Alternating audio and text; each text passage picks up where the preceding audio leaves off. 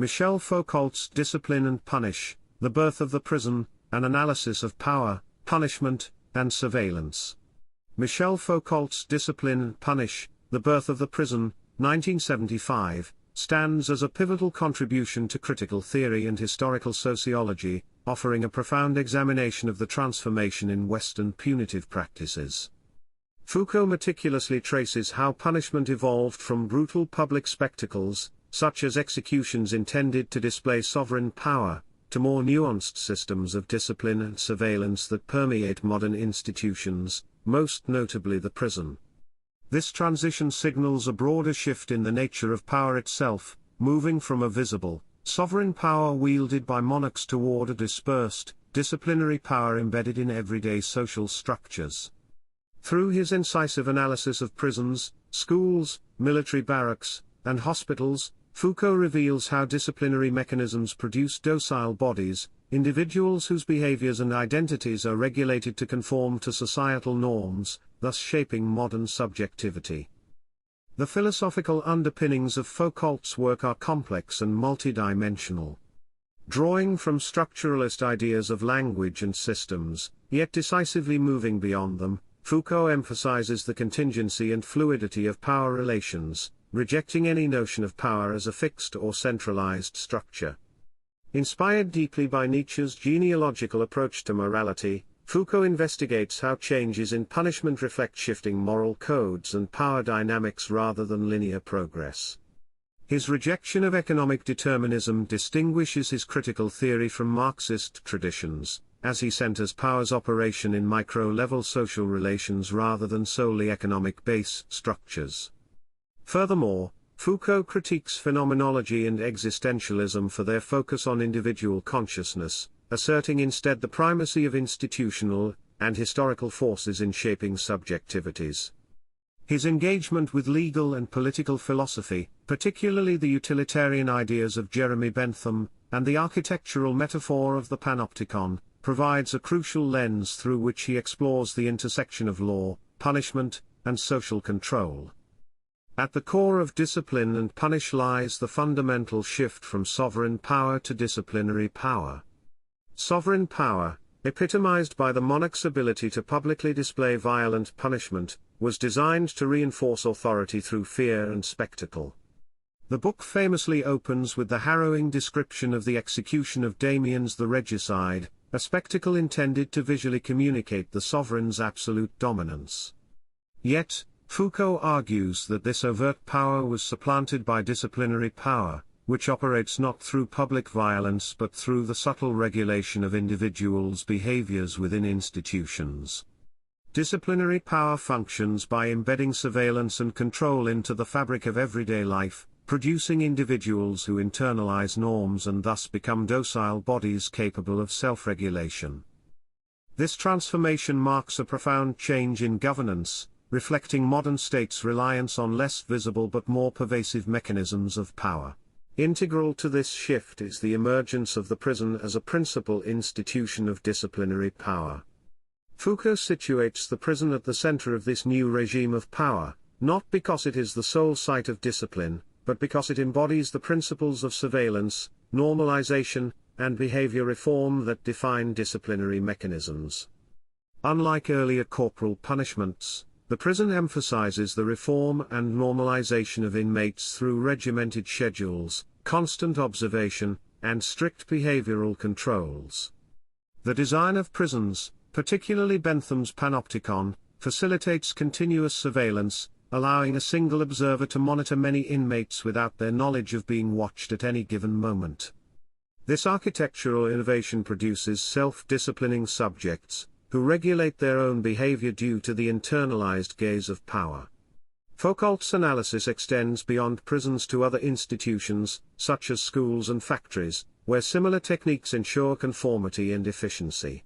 The Panopticon serves as a powerful metaphor for modern surveillance and disciplinary power.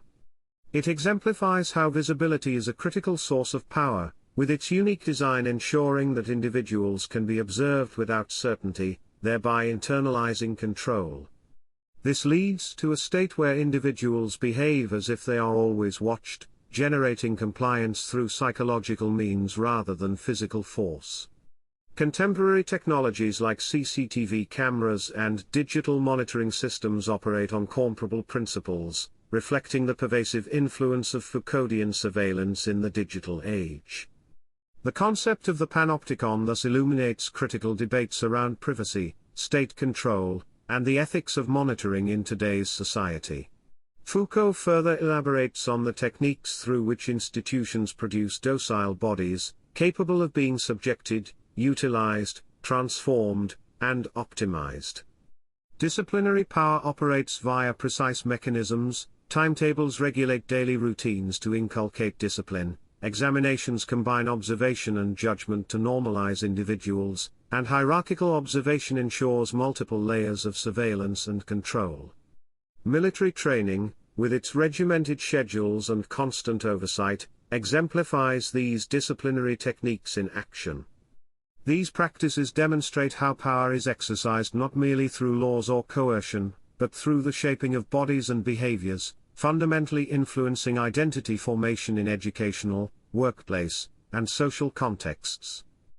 A pivotal contribution of discipline is Foucault's concept of power/knowledge, which asserts that knowledge is never neutral but always intertwined with power relations.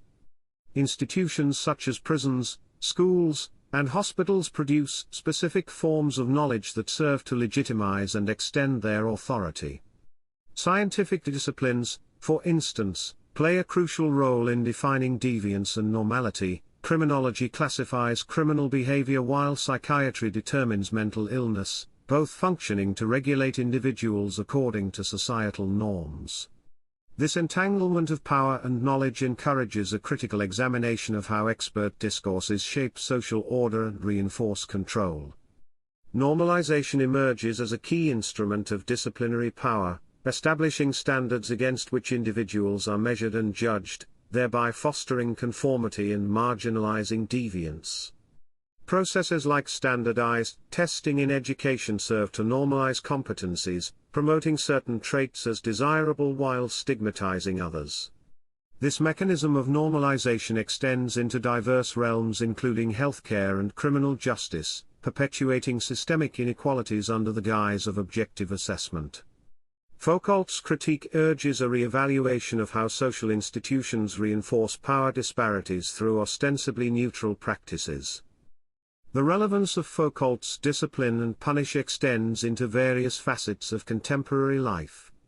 His analysis of the Panopticon anticipates modern mass surveillance technologies, providing a framework for understanding governmental and corporate data collection practices. In education, his insights challenge authoritarian models that prioritize control over creativity and critical thought. The critique of the prison system informs ongoing discussions about criminal justice reform, emphasizing the need to move beyond punitive approaches toward restorative justice. Workplace dynamics, increasingly monitored through performance metrics and surveillance tools, reflect the enduring operation of disciplinary power. Moreover, the power/knowledge nexus invites vigilance toward how media and expert knowledge shape public perceptions of social issues. Despite its profound influence, discipline and punish has attracted several critiques.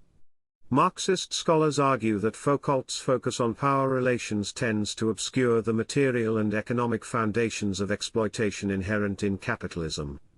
Feminist thinkers have expanded his framework to address how disciplinary power intersects with gender, highlighting how norms such as beauty standards function as mechanisms of control over women's bodies. Postmodern theorists like Gilles Deleuze have extended Foucault's ideas, suggesting that disciplinary societies have given way to decentralized societies of control, where power is diffused across networks rather than confined to institutions. Practical critiques question the applicability of Foucault's abstract theories in formulating tangible solutions to social problems such as prison reform, underscoring the challenges of translating critical theory into policy. In conclusion, Michel Foucault's Discipline and Punish offers a groundbreaking and enduring analysis of how power operates through discipline, surveillance, and normalization in modern society. By revealing the historical evolution from sovereign spectacle to disciplinary regimes, Foucault illuminates the subtle and pervasive mechanisms through which institutions shape individuals into compliant, docile bodies. Despite criticisms from various ideological perspectives, the work remains essential for understanding the complexities of contemporary social control, mass surveillance, and systemic inequality. It challenges us to reconsider notions of freedom, justice, and the organization of social order in the modern world. If you found this analysis insightful, please like this video and subscribe to the channel for more deep dives into critical theory, philosophy, and sociology. Thanks for watching.